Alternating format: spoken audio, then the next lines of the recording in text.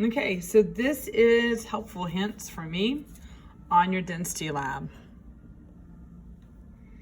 So I always look for good things, and one of some of the good things I saw, as always, is just y'all's willingness to get in there and get going on it. So first things first. And these are just some old pictures, I'll be honest. Saw some of the things with y'all as well. And lots of different things were tried. You've all been trained extremely well. Everyone got one of everything, and that's what you got started with, okay?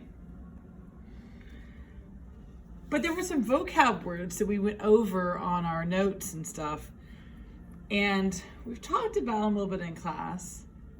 Intensive and extensive properties. Intensive properties are independent upon the amount of matter.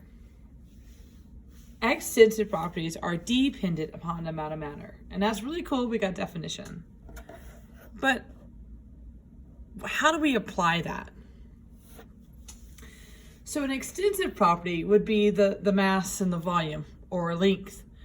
These all depend on how much you have. They're dependent upon the amount of matter. And we don't have daily books this year, but it was in your Schoology notes. And you guys use electronic scales for the most part, and that really does help because it cuts down on error. I heard a lot of you had trouble with the volume. So my first question to you is, did you use the right size tool? So the ponytail bead does not displace 10 milliliters in the big graduate cylinders. So make sure you're choosing the right tool so that you can discern a proper change and get a good measurement. Density is an intensive property. So why did you only use one? I never said that you couldn't have more than one of the items.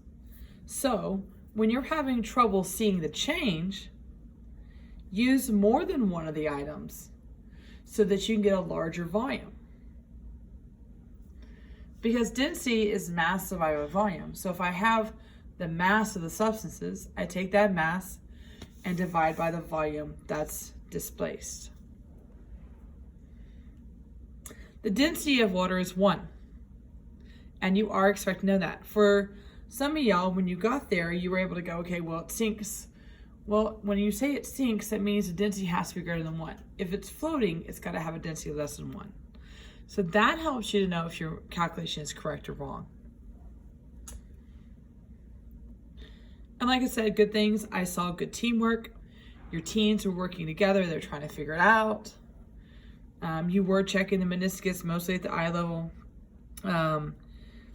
If the meniscus sounds like a vocab word, you should know, you'd be right. That means looking along the bottom of that curve that it pops up when you're working with a graduated cylinder. And also make sure that you're measuring it with it on a flat surface. You're basically trying to take out the parallax. And you were organized with your work. You jumped in there, you got tables organized, you were sorting your stuff. So that's really good that you had a system.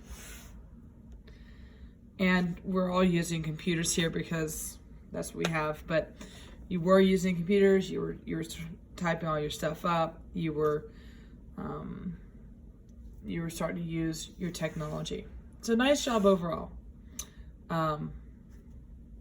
Anyway, again, so if you didn't quite get down to 15%, check to make sure that you use the right size graduated cylinder to begin with. And you should be using graduated cylinders because they have more precision with them, because they have more increments of measurement. And then if you can't get a good change, it's an intensive property.